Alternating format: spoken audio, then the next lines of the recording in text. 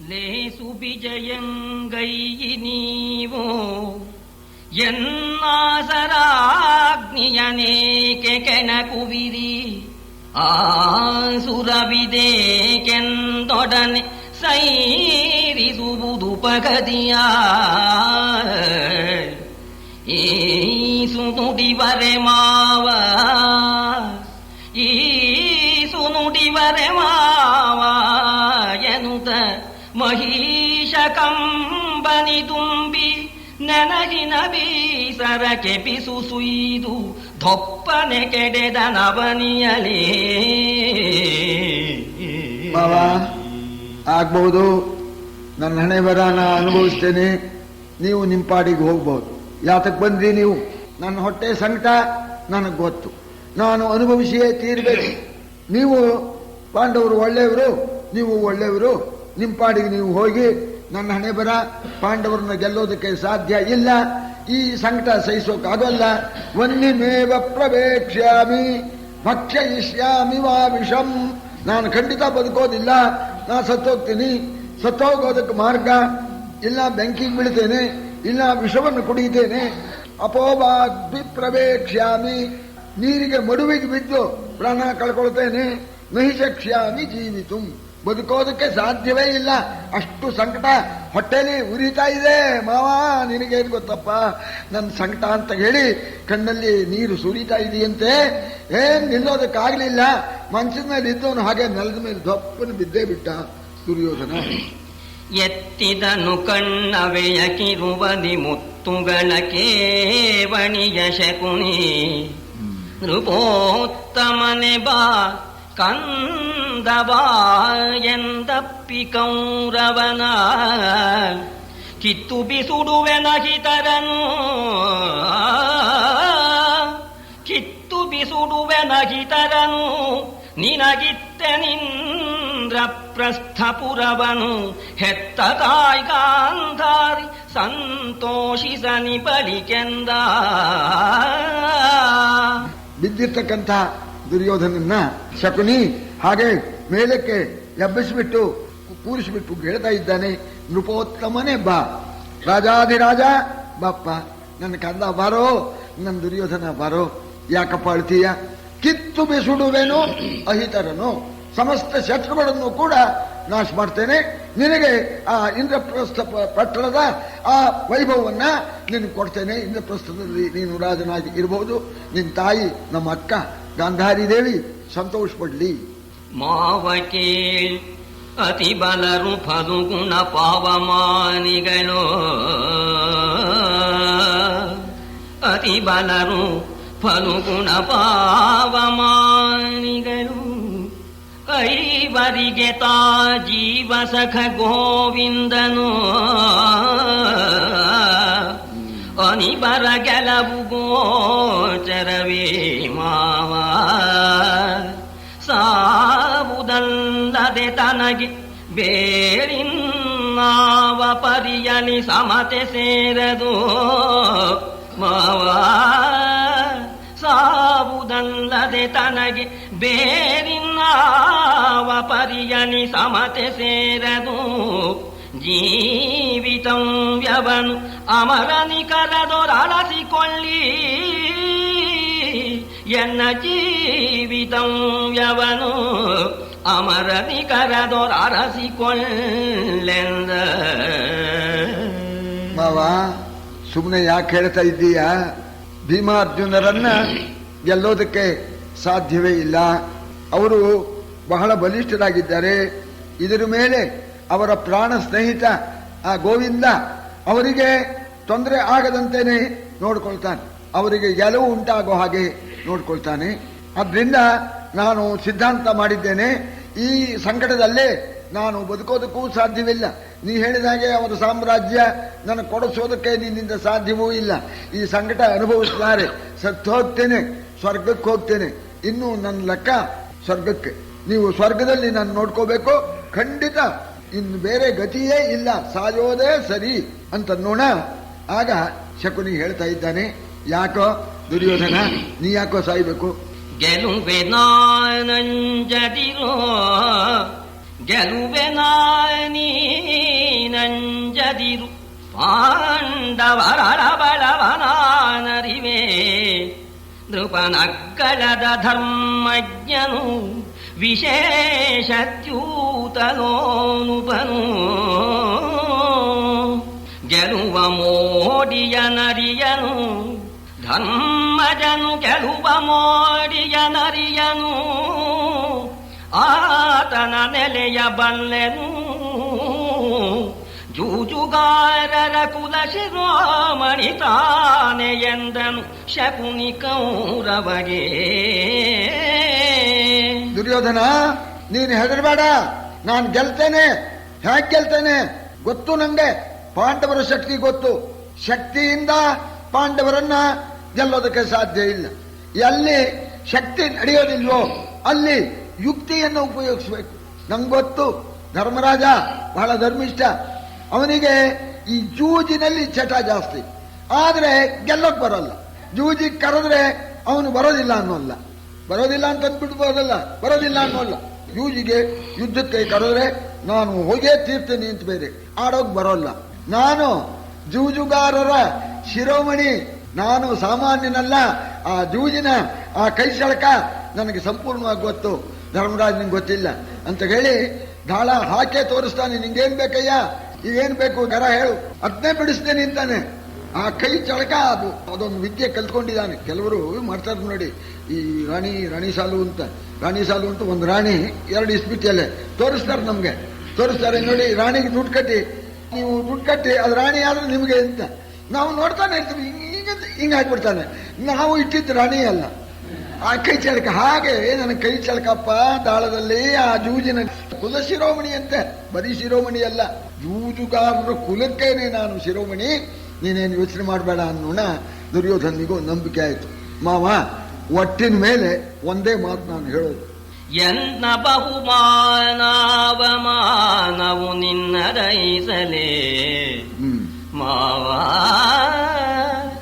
ಎನ್ನ ಬಹುಮಾನವಮಾನವು ನಿನ್ನ ದಯಿಸಲೇ ನೀ ಸಂಪನ್ನ ಕೃತ್ರಿಮ ವಿದ್ಯನಾದರೆ ತೊಡಟು ಸಾಕದನು. ಅನ್ನಿಗರಿಗರು ಕದಿರು ನಮ್ಮವರೆನ್ನದಿರು ವಿದುರಾದಿಗಳನ್ನು. ಅನ್ನಿಗರಿಗರು ಕದಿರು ನಮ್ಮವರೆನ್ನದಿರು ವಿದುರಾದಿಗಳನ್ನು. ಉಪಪನ್ನ ಮಂತ್ರವನು ಅರುಹು ಬೊಪ್ಪಂಗೆ ಎಂದನವನೀಶ.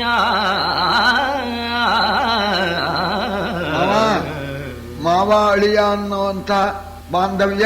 ಆದ್ದರಿಂದ ನನ್ನ ಮಾನ ನನ್ನ ಅಪಮಾನ ಎರಡೂ ನಿನಗೆ ಸೇರಿದೆ. ಈ ಜೂಜಿನಲ್ಲಿ ನೀನು ಕೈಚಳಕ ಉಳ್ಳವನಾದರೆ ಪ್ರಾರಂಭ ಮಾಡು. ಆದ್ರೆ ಮಾವ, ಒಂದು ವಿದುರಾದಿಗಳೆಲ್ಲ ನಮ್ಮವರಲ್ಲ, ಅವರನ್ನ ನಮ್ಮವರು ಅಂತ ಭಾವಿಸ್ಬೇಡ. ಹಾಗೆ ಭೀಷ್ಮ ದ್ರೋಣ ಅವರು ಕೂಡ ನಮ್ಮವರಲ್ಲ.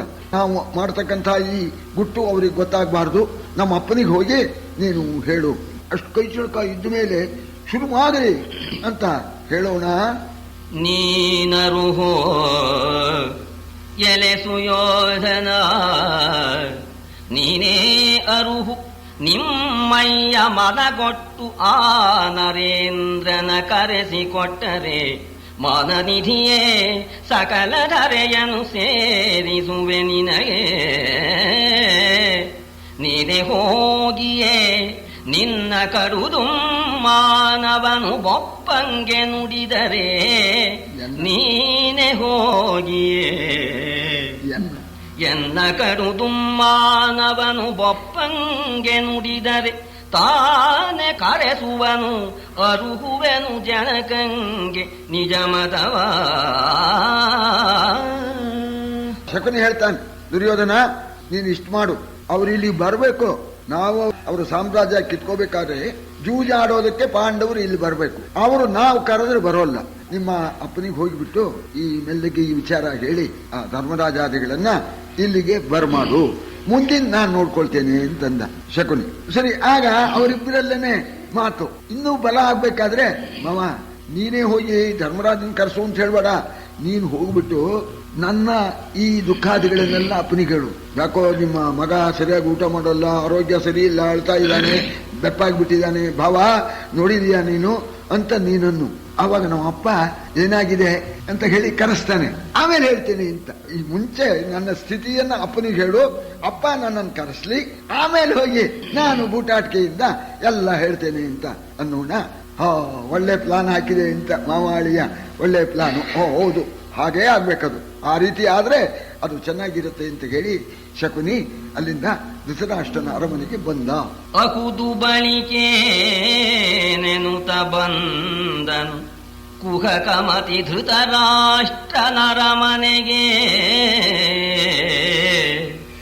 ಧೃತರಾಷ್ಟ್ರನಿಹ ಸಮಯದಲ್ಲಿ ಹೊಕ್ಕನಂದೇ ಕಾಂತ ಮಂದಿರವ. ಬಹಳ ಖೇದಂ ವ್ಯಸನದಲ್ಲಿ ದುಸ್ಸಹ ಮನೋವ್ಯಥೆಯಲಿ ಕುಮಾರಕ ನಿಹುದ ನರಿಗಿದೆ. ಬಹಳ ಖೇದಂ ವ್ಯಸನದಲ್ಲಿ ದುಸ್ಸಹ ಮನೋವ್ಯಥೆಯಲಿ ಕುಮಾರಕ ನಿಹುದ ನರಿಗಿದೆ. ನೀವೆನುತ ಪಿಸು ಸುಯ್ದನ ಶಕುನಿ. ನ್ಯಾಯ ಅಂತ ಅರಮನೆಗೆ ಬಂದ.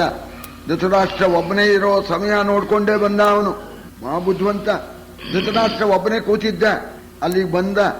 ತಾನು ಕೂಡ ದುಃಖದಿಂದಲೇ ಹೇಳಿದ, ಭಾವ ಬಹಳ ಸಂಕಟ ಪಡ್ತಾ ಇದ್ದಾನೆ, ಮನೋವ್ಯಥೆಯಿಂದ ಸಂಕಟ ಪಡ್ತಾ ಇದ್ದಾನೆ, ಆಹಾರನೇ ತಗೊಂಡಿಲ್ಲ.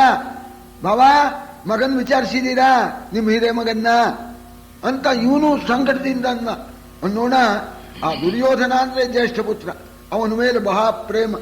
ನಿಮ್ಮ ಮಗ ಮನೋವ್ಯಥೆಯಿಂದ ಕೊರಗುತ್ತಾ ಇದ್ದಾನೆ, ವಿಚಾರಿಸಿದೀರಾ ಅಂತ ಅನ್ನೋಣ. ಏನು ಶಕುನಿ ಮಗಂಗೆ ದುಗುಡವರೇನು ಕಾರಣ? ಮಗಂಗೆ ದುಗುಡವು ಅರೇನು ಕಾರಣ? ಆರದೆಸೆಯಿಂದ ಏನ ಸಾಧ್ಯವರೇನು ಭಯ ಮೇವುದಭಿಲಾಷೆ? ಏನುವನು ವಂಚಿಸದೆ ಹೇಳು ಎನ್ನಾನೆಗೆ ಕೈ ಮರುಕವೆನೆ. ನಿಜ ಸೂನುವನು ನೀ ಕರೆಸಿ ಬೆಸಗೊಳ್, ನಿಜ ಸೂನುವನು ನೀ ಕರೆಸಿ ಬೆಸಗೊಳ್ ಎಂದನ ಶಕುನಿ. ಶಕುನಿ, ನನ್ನ ಮಗನಿಗೆ ಯಾಕಪ್ಪ ದುಃಖ? ಅವನಿಗೆ ಅಸಾಧ್ಯವಾಗಿರ್ತಕ್ಕಂಥದ್ದು ಯಾವುದಿದೆ? ಅವನಿಗೆ ಯಾರಿಂದ ಭಯ ಉಂಟಾಗಿದೆ? ಅವನಿಗೆ ಯಾವುದರಲ್ಲಿ ಅಭಿಲಾಷೆ ಆಗಿದೆ? ಯಾಕೆ ಹೀಗೆ ಸಂಕಟ ಪಡ್ತಾ ಇದ್ದಾನೆ ಅನ್ನೋಣ. ಭಾವ ನನಗದೆಲ್ಲ ಒಂದು ಗೊತ್ತಿಲ್ಲ, ಮಗನ್ ಕರೆಸಿ ನೀವೇ ವಿಚಾರಿಸಿ. ಅಂತೂ ಸರಿಯಾದ ಸ್ಥಿತಿಯಲ್ಲಿ ಇಲ್ಲ, ಅದು ಮಾತ್ರ ನಾ ಹೇಳಬಲ್ಲೆ. ಬಹಳ ಸಂಕಟದಿಂದ ಇದ್ದಾನೆ ಅಂತ ನೋಡ. ಆಗ ಧೃತರಾಷ್ಟ್ರ ದುರ್ಯೋಧನನ್ನ ಕರೆಸ್ತಾ ಇದ್ದಾನೆ. ಕರೆಸಿದನು ದುರ್ಯೋಧನನನು ಆದರಿಸಿ ಕಟ್ಟೆ ಕಾಂತದಲ್ಲಿ ಮೂವರು ವಿಚಾರಿಸಿದರು ನಿಜಾನ್ವಯ ಮೂಲ ನಾಶನವ. ಕಟ್ಟೆ ಕಾಂತದಲ್ಲಿ ಮೂವರು ವಿಚಾರಿಸಿದರು ನಿಜಾನ್ವಯ ಮೂಲ ನಾಶನವ. ಭರತ ಕುಲ ನಿರ್ವಾಹಕನೆ ಬಾ, ಕುರುಕುಲಾನ್ವಯ ದೀಪವಾ, ಎನ್ನರ ಸಭಾ ಎನ್ನಾನೆ ಬಾ ಎಂದು ಒಪ್ಪಿದನು ಮಗನ. ಧೃತರಾಷ್ಟ್ರ ಮಹಾರಾಜ ದುರ್ಯೋಧನನನ್ನ ಏಕಾಂತಕ್ಕೆ ಕರೆಸಿದಾನೆ. ಅಲ್ಲಿ 3 ಜನ ಒಂದು ನಿರ್ಣಯ ಮಾಡಿದ್ರು. ಏನ್ ನಿರ್ಣಯ ಮಾಡಿದ್ರು? ದೊಡ್ಡ ಕುಲದ ಮೂಲಚ್ಛೇದ ನಿಶ್ಚಯ ಮಾಡಿದ್ರು ಅಂತ. ಬಾಬಾ ಬಂದ ದುರ್ಯೋಧನ ಅನ್ನೋಣ. ಬಾರೋ ಮಗನೇ, ನನ್ ಕಂದ, ನನ್ನಪ್ಪ, ಬಾರಪ್ಪ ಎನ್ನಾನೇ. ಯಾಕಪ್ಪ? ಬಾರೋ ದುರ್ಯೋಧನ, ಹತ್ರಕ್ಕೆ ಬಾರಪ್ಪ ನನ್ನ ಕಂದ ಅಂತ ಹೇಳೋಣ. ದುರ್ಯೋಧನ ಹತ್ರಕ್ಕೆ ಹೋಗಿದ್ದಾನೆ. ಆಗ ಧೃತರಾಷ್ಟ್ರ ಅವನನ್ನ ಒಪ್ಕೊಂಡ್ಬಿಟ್ಟು ಕೇಳ್ತಾ ಇದ್ದಾನೆ. ದುಗುಡವೇ ಕೈ ಮಗನೇ, ನಿನಗೆ ದುಗುಡವೇ ಕೈ ಮಗನೇ, ವಿಯೋಲಗವನಿಯೆಗಡಾಯೇಕೆ ವೈಹಾಳಿಗಳ ಬೇಟೆಗಳ ಅವನಿಪಾಲ ವಿನೋದ ಕೇಳಿಗಳ ಬಗೆಯೆಗಡ ಬಾಂಧವರ ಸಚಿವರ ಹೊಗಿಸೆಗಡ ನಿನ್ನರಮನೆಯನು ಈ ಹಗಲು ನಿನಗೆ ಕಾಯ್ತು ಕತ್ತಲೆ ಮಗನೇ ಈ ಹಗಲು ನಿನಗೆ ಕಾಯ್ತು ಕತ್ತಲೆ ಎಂದ ನಂದ ನೃಪ. ಮಗನೇ, ಯಾಕಪ್ಪ ಬಹಳ ಸಂಕಟ ಪಡ್ತಾ ಇದೀಯಂತೆ? ಏನಾಯ್ತಪ್ಪ? ನಿನ್ನ ದುಃಖಕ್ಕೆ ಕಾರಣವೇನು? ಈಗ ಕೆಲವು ದಿವಸದಿಂದ ನೀನು ಆ ಸ್ಥಾನಕ್ಕೆ ಹೋಗಿಲ್ವಂತೆ, ರಾಜಕಾರ್ಯವನ್ನ ಯಾವುದನ್ನು ನಡೆಸ್ತಾ ಇಲ್ವಂತೆ. ಯಾಕಪ್ಪ ಹಾಗೆ ಮಾಡ್ತಾ ಇದೀಯಾ? ಒಂದು ವಿಹಾರ, ಒಂದು ವಿನೋದಗೋಷ್ಠಿ, ಒಂದು ಬೇಟೆ, ಯಾವ ವಿಧವಾಗಿರ್ತಕ್ಕಂಥ ಈ ವಿಹಾರದಲ್ಲೂ ಕೂಡ ನೀನು ಭಾಗವಹಿಸಲಿಲ್ವಂತೆ, ಬಂಧುಗಳನ್ನ ಮಾತಾಡಿಸ್ತಾ ಇಲ್ವಂತೆ, ಮಂತ್ರಿಗಳನ್ನ ಆ ಸ್ಥಾನಕ್ಕೆ ಬರಮಾಡ್ತಾ ಇಲ್ವಂತೆ. ಯಾಕಪ್ಪ ಈ ರೀತಿ ಮಾಡ್ತಾ ಇದೀಯಾ? ನಿನಗೆ ದುಃಖಕ್ಕೆ ಕಾರಣವೇ ಇಲ್ಲ ಅಂತ ಅಂಥ ಸಾಮ್ರಾಜ್ಯ ಇದೆ, ಯಾವುದಕ್ಕೂ ಕೊರತೆ ಇಲ್ಲ ಅಂತ ನೀನು ದುಃಖ ಪಡೋದನ್ನು ನೋಡಿದ್ರೆ ಈ ಹಗಲಿನಲ್ಲಿ ಇಂಥ ಕತ್ಲೆ ನಿನಗೆ ಯಾಕೆ ಬಂತು ಅಂತ ಹೇಳಿ ಕೇಳ್ತಾ ಇದ್ದಾನೆ. ಹೇಳಲಮ್ಮೆನು ನೀವು ಧರ್ಮದ ಕೂಳಿಯಲಿ ಸಿಲುಕಿದವರು, ನೀವು ಧರ್ಮದ ಕೂಳಿಯಲಿ ಸಿಲುಕಿದವರು, ಎನ್ನನುಕೂಲನೆಂಬಿರಿ ಕಷ್ಟನೆಂಬಿರಿ ಅಸೂಯನೆಂಬಿರಲೇ,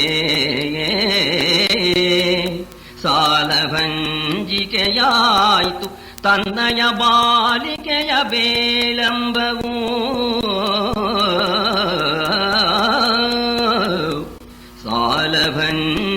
ಸಾಲಭಂಜಿಕೆಯಾಯಿತು ತನ್ನಯ ಬಾಲಿಕೆಯ ಬೇಳಂಬವು, ಏತಕ್ಕೆ ಕೇಳುವಿರಿ ನೀವೆಂದು ಸುಯ್ದನು ತುಂಬಿ ಕಂಬನಿಯ.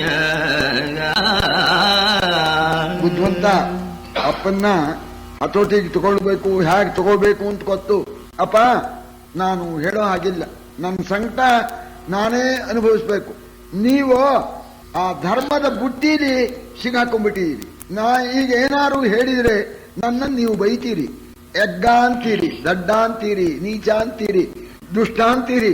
ನನ್ನ ಹಣೆ ಬರ ನಾನು ಅನುಭವಿಸ್ತೇನೆ. ನನ್ನ ಬಾಳ್ವಿಕೆ ಇದೆಯಲ್ಲ, ರಾಜತನದ ಈ ಬಾಳ್ವಿಕೆ ಏನ್ ಗೊಂಬೆ ಇದ್ದಾಗೆ ಏನಿಲ್ಲ.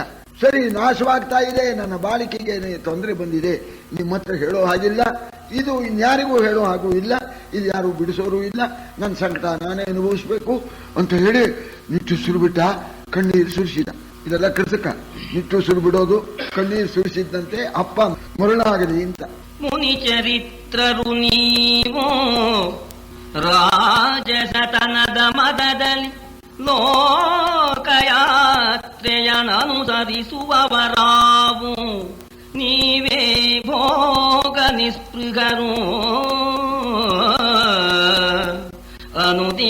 ಅನುದಿವಸರಾಗಿಗಳು ನಾವು, ಅನುದಿವಸರಾಗಿಗಳು ನಾವು,